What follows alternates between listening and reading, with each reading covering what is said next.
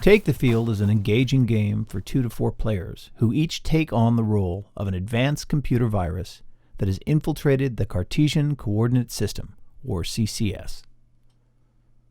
The goal is that of any computer virus, to spread chaos by means of replicating its binary data.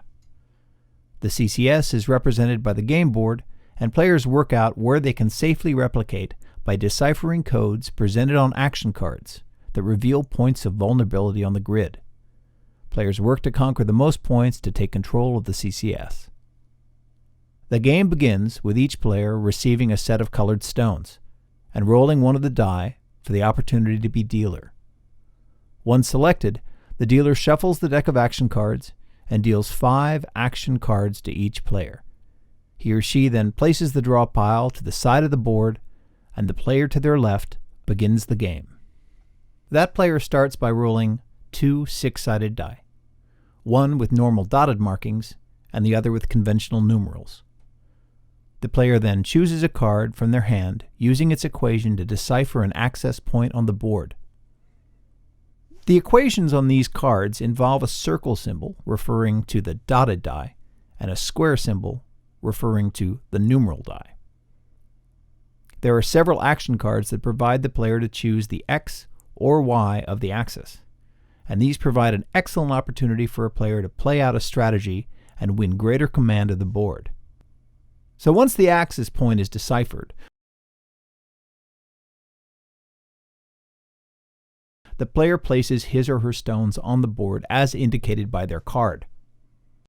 If these positions overlap with stones already placed by an opponent, the existing stones are replaced. Once the player has placed their stones on the board, their used card is set at the bottom of the deck and replaced by another from the top of the deck to be used later. A player should always retain 5 cards at the end of each move. It's important to note that the 4 quadrants of the board's Cartesian coordinate system have different value. Stones that are directly on the X or Y 0 line get a single point, as they do not actually occupy space in one of the quadrants. A stone placed in the all positive quadrant is also worth only 1 point, but the other quadrants double or even triple a stone's value.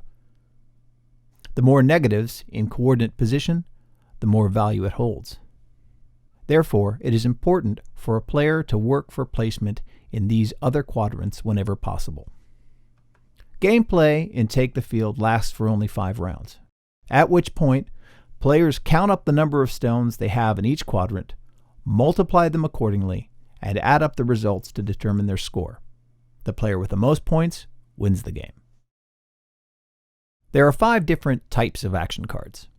Seize, which is the most basic of the action cards, challenges a player with equations that plot an axis point on which a player may place one of their stones.